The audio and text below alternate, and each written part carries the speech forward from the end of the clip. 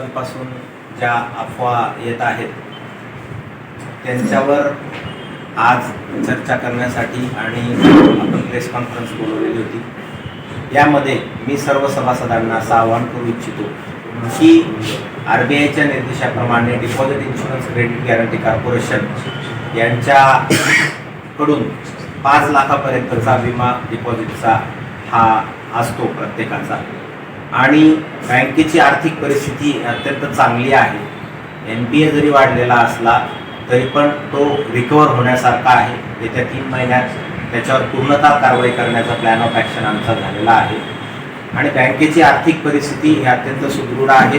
बँकेच्या लिक्विडिटी ह्या पूर्णपणे पूर्तता केलेली आहे. त्यामुळे RBIने कोणत्याही प्रकारचे अशा प्रकारचे निर्बंध घातलेले नाहीत. RBIने मागच्या वर्षांमध्ये कधीही बँकेला ड वर्ग हा दिलेला नाही. त्यामुळे बँकेची हेल्थ ही चांगली आहे. कोणत्याही प्रकारचे रिस्ट्रिक्शन्स RBIने लावलेले नाही. फक्त सोशल मीडियावर काही लोकांनी ह्या चुकीच्या बातम्या पसरवल्यामुळे हा गोंधळ सभासदांच्या मनामध्ये निर्माण झालेला आहे. तरी कृपया मी सर्व सभासदांना विनंती करतो की कोणत्याही अफवांवर विश्वास ठेवू नका. सर्व ठेवीदारांना मी विनंती करतो की कोणत्याही ठेवीदारांनी घाबरून जाण्याचं कारण नाही. सर्व सभासदांच्या आणि ठेवीदारांच्या ठेवी ह्या सिक्युअर्ड आहेत. त्यांच्या ठेवी ह्या बँकेमध्ये अत्यंत सिक्युअर्डपणे ठेवलेल्या आहेत. त्यांना कधीही बाधा पोचणार नाही. बँक प्रशासन आणि सहकार विभाग यासाठी कर्तव्यदक्ष आहे. सर्व कर्जदारांवर कारवाई ही येत्या 2 महिन्यामध्ये आम्ही करतो आहोत. किंबहुना 2-3-4 कर्जदार जे आहेत त्यांच्या चुकीच्या आणि वाईट बातम्या पसरवण्यामुळे हा संभ्रम निर्माण झालेला आहे.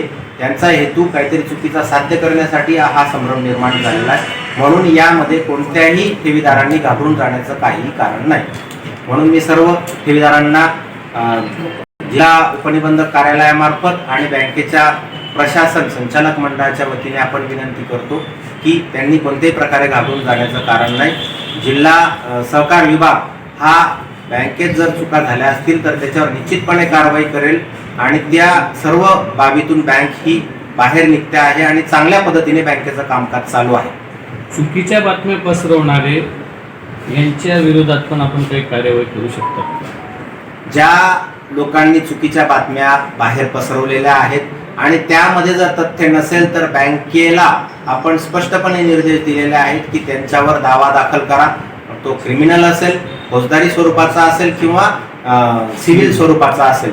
या पद्धतीने आपण बँकेला निर्देश दिलेला आहे. बँकेची कोणतेही पुरावे नसताना अशा चुकीच्या पद्धतीने बातम्या पसरून बदनामी करणारे जे काही लोक आहेत त्यांची पण योग्यता तपासली जाईल. आणि त्यांनी जर ते कर्जदार असतील आणि त्यांच्याकडे जर थकबाकी असेल तर ते कर्ज वसुलीची कारवाई करण्याचे पण निर्देश आपण बँक प्रशासनाला दिलेले आहेत.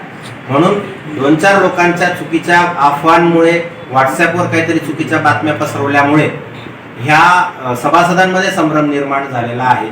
तरी कन्स्ट्रक्टिव्ह काम करणं हे मी त्या तक्रारदारांना पण किंवा ज्यांनी चुकीच्या बातम्या पसरवलेल्या आहेत त्यांना पण मी विनंती करतो की त्यांनी तालुक्यामध्ये डिस्ट्रक्टिव्ह काम करण्यापेक्षा कन्स्ट्रक्टिव्ह काम करण्याकडे जास्त कल द्यावा, जेणेकरून सभासद आणि इतर जे ठेवीदार आहेत यांचं आपल्याला भलं करता येईल. सर, मग आपल्याला काय वाटतं ज्या बातम्या पसरल्या आहेत पेपरांमध्ये सोशल मीडियावर चेअरमनवर आपण कारवाई केलेली आहे, मग या बातम्यांमुळे ती कारवाई झालेली आहे. मग आपल्याला असं वाटतंय की त्या बातम्यांमुळे बँकेची बदनामी होते. मग याच्या मागे आपण चेअरमनला जो बडतर्फ केलं आहे याच्याबद्दल आपण काय म्हणाल? चेअरमन यांनी त्यांच्या नातेवाईकांच्या रक्त नातेवाईकांच्या नावावर कर्ज घेतलेलं होतं आणि ते कायद्यात बसत नाही. म्हणून आपण कोणताही मुलायजा न बाळगता चेअरमन यांना आपण त्या पदावरून निष्कासित केलेला आहे.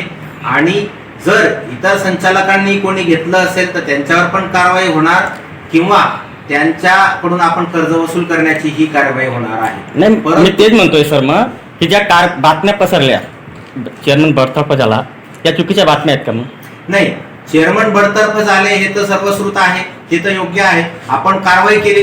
त्याच्या अगोदर ज्या बातम्या प्रसारित झाल्या त्याच्या अगोदर त्याच्यानंतर चेअरमनवर आपण कारवाई केली, मग त्या बातम्या चुकीच्या होत्या का?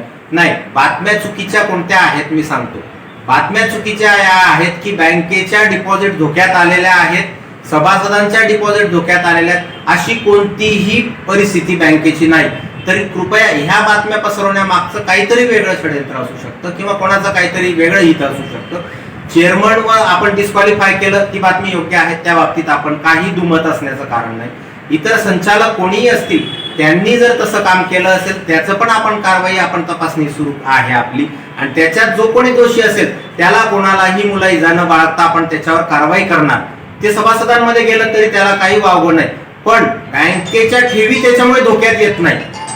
चेअरमनवर कारवाई केली म्हणून बँकेच्या ठेवी धोक्यात येणं हे कोणतंही लॉजिक नाही याच्यामध्ये. चेअरमनवर आपण कारवाई केली पण त्याच्यामुळे बँकेच्या ठेवी धोक्यात आल्या का, तर नाही, याचं उत्तर नाही.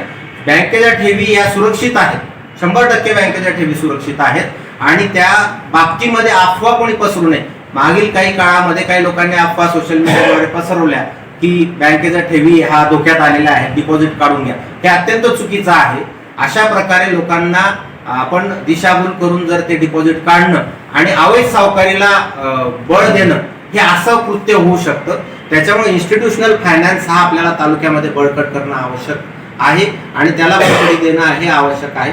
म्हणून मी सर्व सभासदांना आणि सर्व डिपॉझिटर्सला आणि आपला सर्व मीडियाच्या बांधवांना, सर्व वृत्तपत्रांना विनंती करतो की त्यांनी बँकेची आर्थिक परिस्थिती सक्षम आहे, चांगली आहे, सुदृढ आहे.